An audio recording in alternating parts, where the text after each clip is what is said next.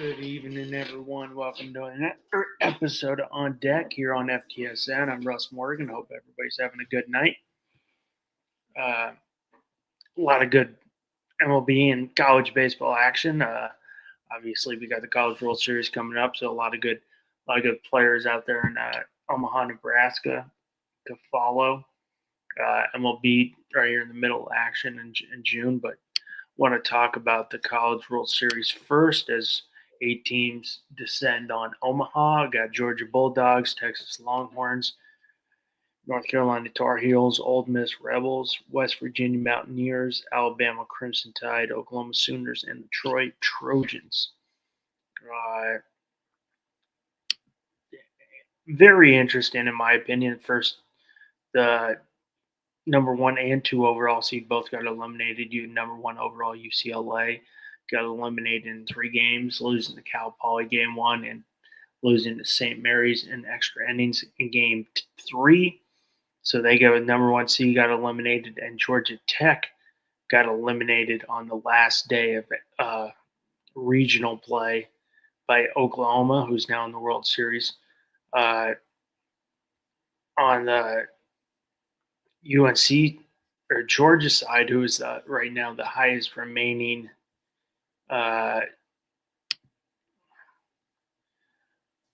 seed, they walked through the regional pretty easily, beating LIU, Liberty twice.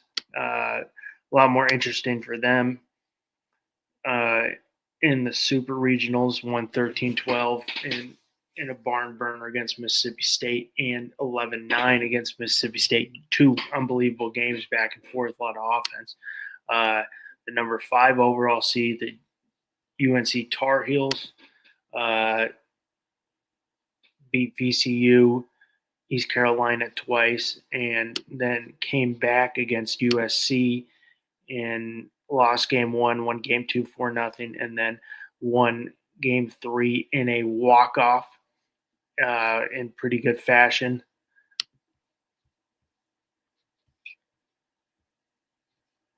Ole Miss took down Auburn in the Super Regionals.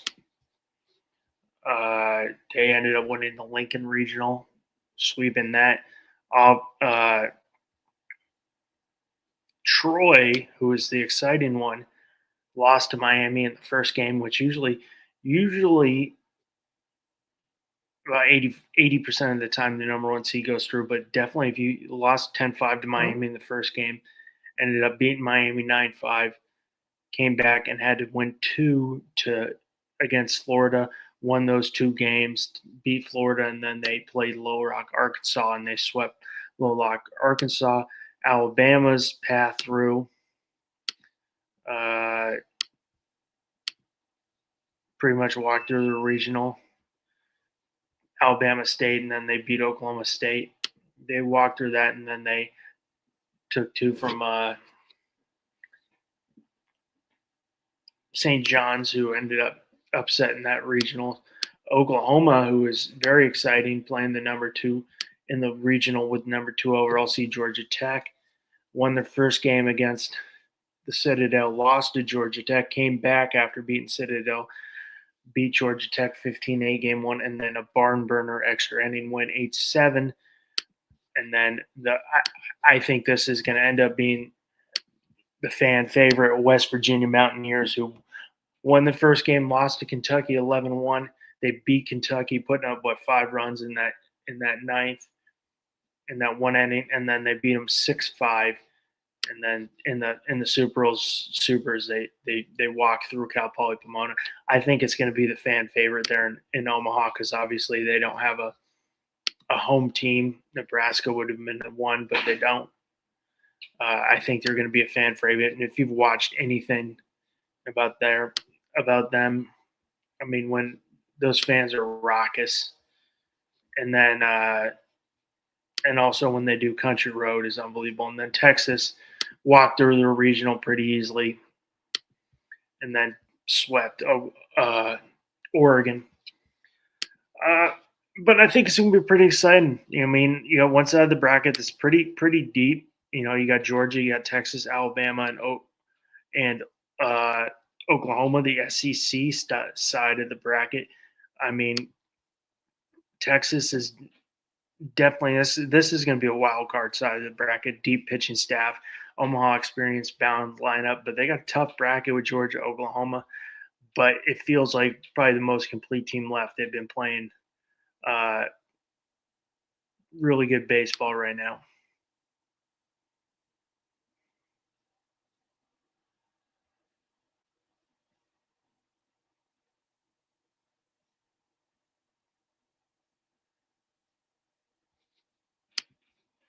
Um, Also on that side, Georgia is probably the best offense in the field, explosive power, resilience in close games, which is obviously when they played Mississippi State. Omaha often suppresses offense. It is a big ballpark, making pitching more important. But I mean, they're the highest seed. Arguably, I should have the best chance. Highest seed. They're probably the most talented roster. My pick is North Carolina. I think North Carolina gets gets in. I mean, you got elite pitching depth for North Carolina, uh, but sometimes relies on the pitching heavily. If Omaha becomes a pitching tournament, UNC may be the best team to beat. Old Miss tournament tested, hot at the right time, championship pedigree, but they're inconsistent in the regular season. Feels very similar to their 2022 title run. Dangerous lower seed West Virginia, which I think will be a dark horse. I think this bracket's kind of wide open.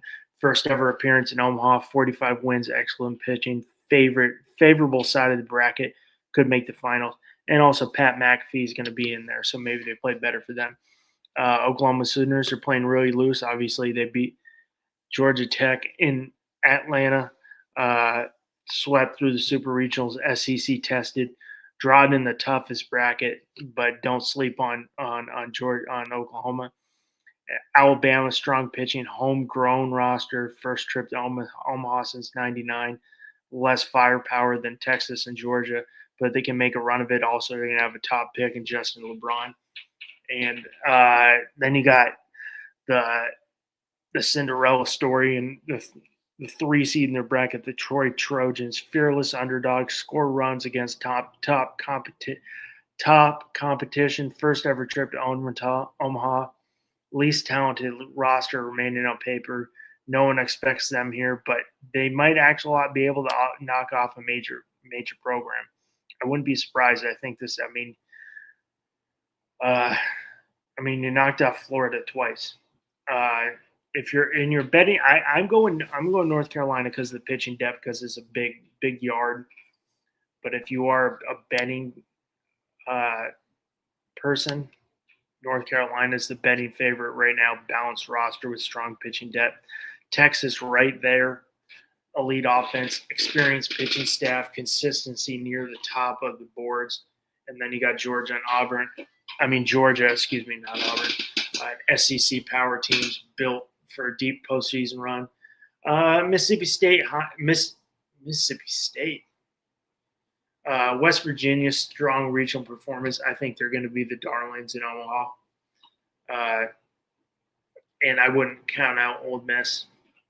I think the one side of the bracket is going to be wide open. SEC dominant. Multiple SEC teams are projected were projected and reached Omaha with what? How many we got? 5 out of the 8 is in Omaha. Bracket 1, top heavy.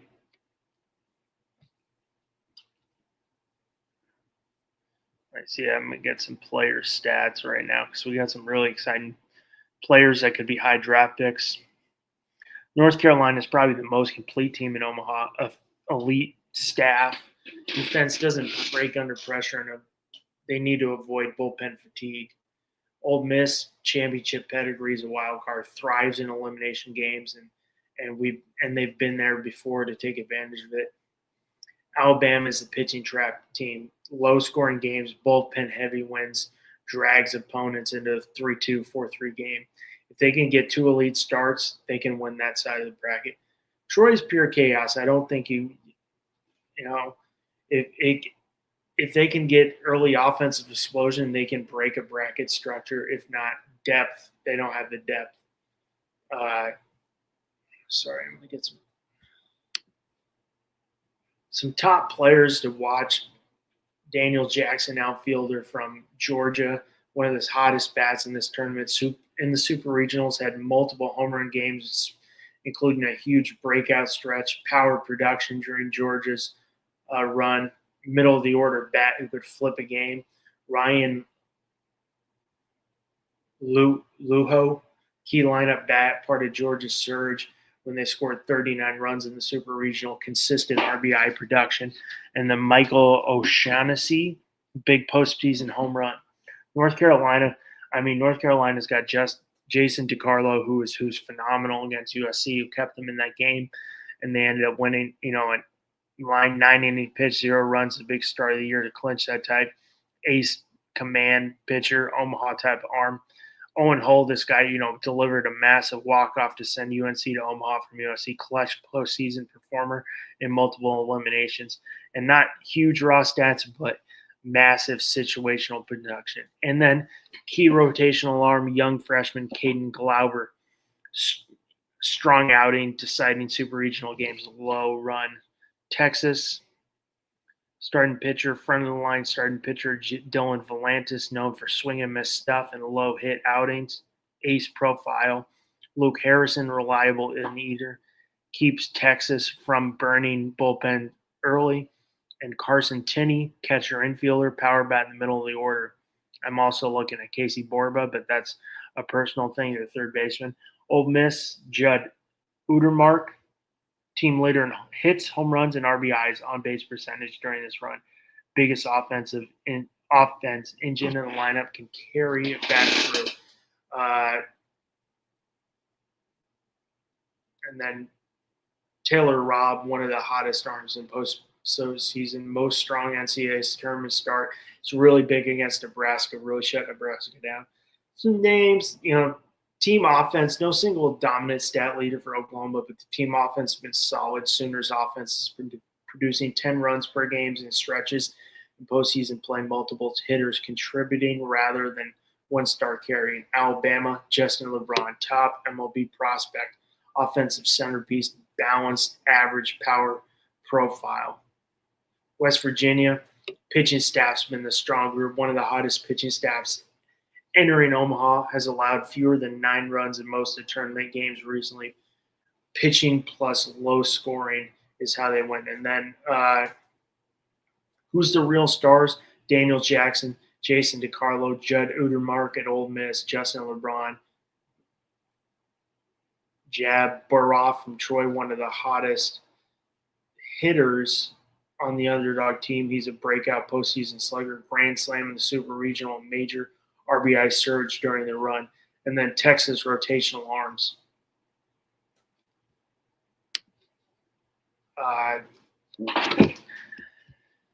We start on Friday.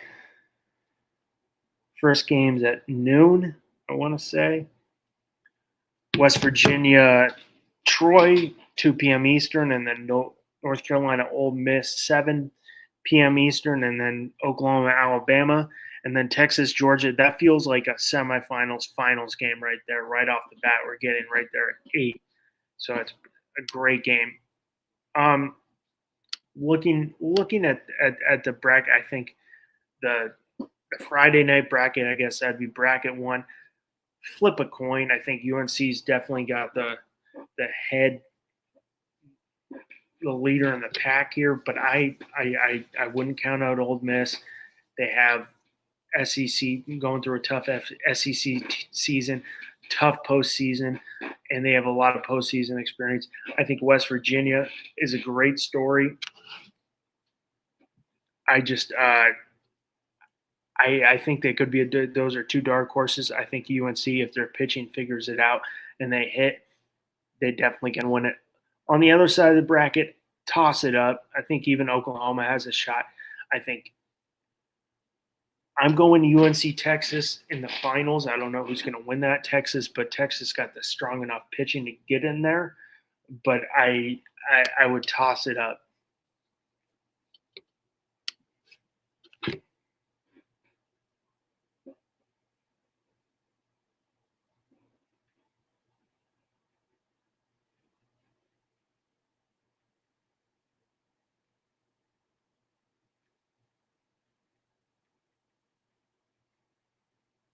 but I think it's going to be a great couple weeks in Omaha. I'm going. I think you need to start watching college baseball. A lot of great players. Major League Baseball come from the college ranks. Uh, so start watching. And we'll move into the MLB. A lot of couple hot teams, couple surprising teams, couple teams that are a little disappointing. And there's obviously, I think you start off with the Atlanta Braves, 45-22, best record in baseball. Dodgers are creeping up, but right now best record in baseball, 7-3 in the last 10. I need to start watching some more Braves when they're on, but I mean, stats wise, you're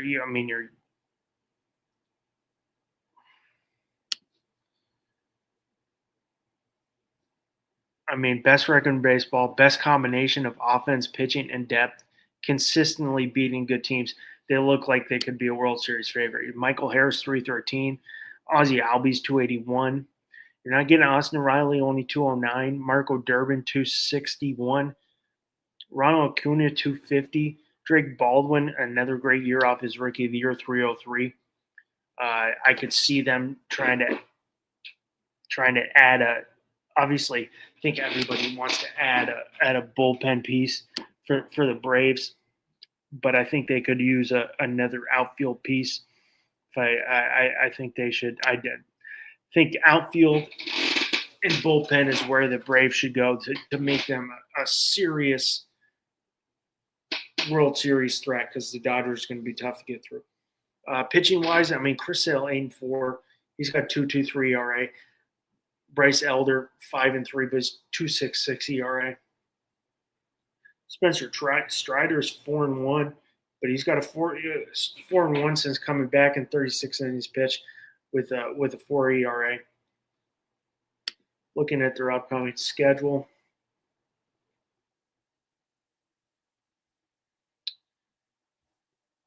it's gonna be a great series. Got the White Sox tonight. White Sox tomorrow. Lost the White Sox, which and then 3 against the Mets. But very hot team, best record in baseball, first team to 45 wins.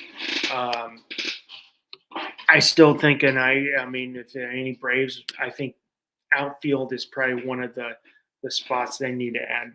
Next team, Milwaukee Brewers for me. One of the best records over the past month, strong bullpen and starting pitching. And they keep on doing it with unconventional style baseball, old school style of baseball. 41-24, 7-3 in the last 10. You're getting strong starting pitching from the Brewers.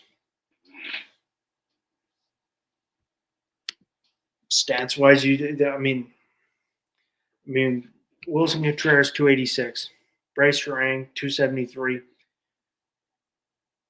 Jake Bauers 283, 247 for Garrett Mitchell, Christian Yelich 287. So the stats really don't jump up. 12 for Jake Bauers, 43 RBIs for Jake Bauers. No guy who's really jumping off, but what I see from this team that's going to make them dangerous is their pitching staff. You got Jacob Mizorowski, 7-2. He's got a 1.5 ERA. He's got 116 Ks on the year. You get Kyle Harrison from that great trade year to Caleb Durbin with the Red Sox. You pick up this guy, and he's 7-1. He's got a 2.72 ERA. Aaron Ashby, 9-0, only 2.93 ERA. This team's scary because they play the baseball they play is old school. I think last year with them they got a little gun shy.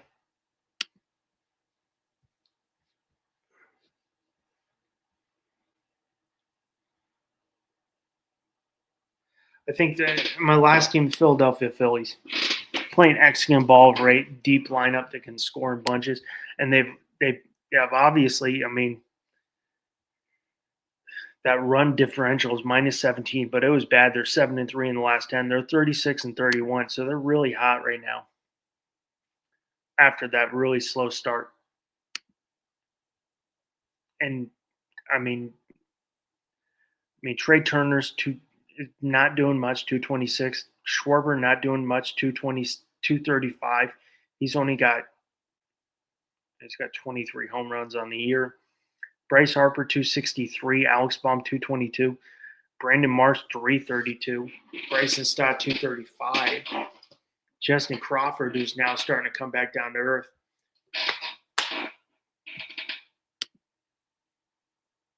But the pitching for them has been solid. I mean, you've got Christopher Sanchez, 8-2. He's got a 1.54 ERA, probably one of the best pitchers in baseball, if not the best. Jesus Luzardo's looked better of late.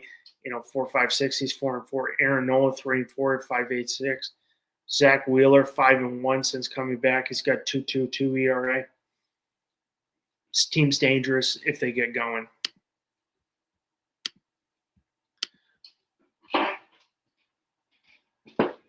So I had 3 surprising teams. I'm going to talk about one, but I think we can all agree it might not be the most,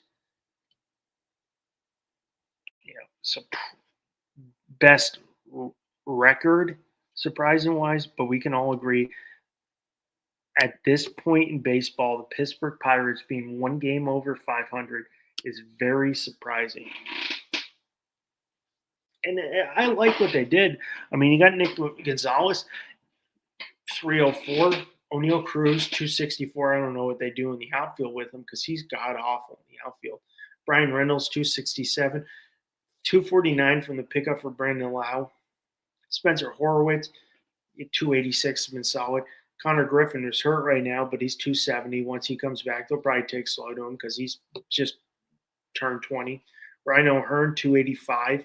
If you can get Marcell Ozuna going, who's 195 right now with 5 home runs, it could be a dangerous lineup. Jake Mangum, 281, 121 at bats. He's definitely a guy who might see a lot of time if they make it.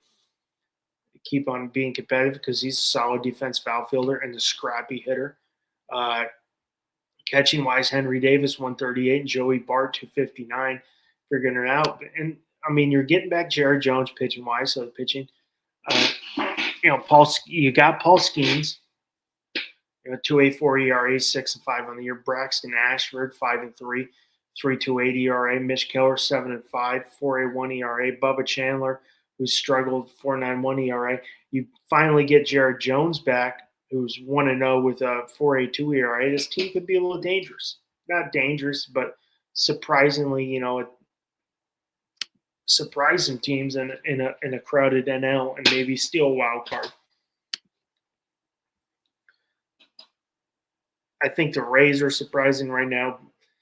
I got 4 because I just saw what just happened right now, and I got the Rays are surprising. Scrappy baseball, 40-25, first place. They are technically tied with the Yankees, but they have it up in the loss column. I mean, they keep finding pitching. Every year it seems like they lose arms to injuries or free agency. Every year pitchers emerge. Young players have stepped up, such as Junior Caminero, developed into impact contributors. They're outperforming big spenders. They're competing with New York and Boston and Baltimore, much smaller payroll, and their player development. The Rays consistently turn overlooked players into productive regulars, better than almost anybody. St. Louis. St. Louis right now in second place in the NL Central.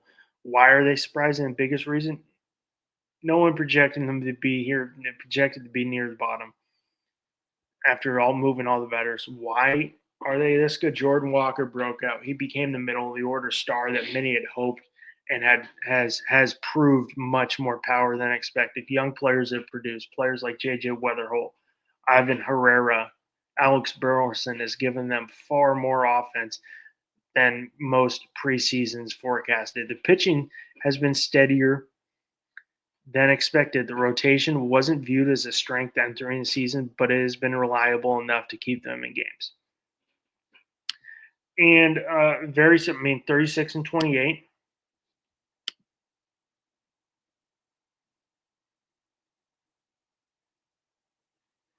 Offensively is great.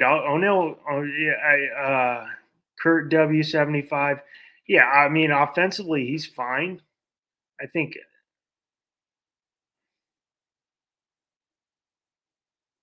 I think he's got too many inconsistencies defensively. Can't have an outfield. Him and Brian Reynolds, I think they got to figure it out. If they're competing uh, the way they are, which they could be in the running for a wild card, he's just too much of a liability defensively, in my opinion. And then I do want to talk. I did say 3-3-3, but I got one that I got to add. And I was on this team. I've been on multiple podcasts. My own on deck here. And when we did the I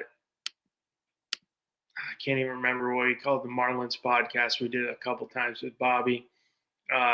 Surprise team, and that's the White Sox. Right now, the White Sox are tied for first place. They're 36 and 31. Actually, 2 games up in the loss column. But you're getting. I mean, you got Chase Mydrop, 274 leading the team. You got Colson Montgomery, 225. Michael Vargas, 243. Murataki, 240, but he's got 20 home runs on the year. Andrew Benintendi, 236. Sam Ananachi, 285. But the one you saw yesterday is a guy who's been shipped around. Good guy they got from. They're still waiting for Kyle Tierl, who they got back from the Garrett Crochet deal. But one guy they got from the Garrett Crochet deal, Braden Montgomery, he went 2 for 5 yesterday in a walk-off home run against the Braves. And he's going to be a future All-Star. The guy's a dude.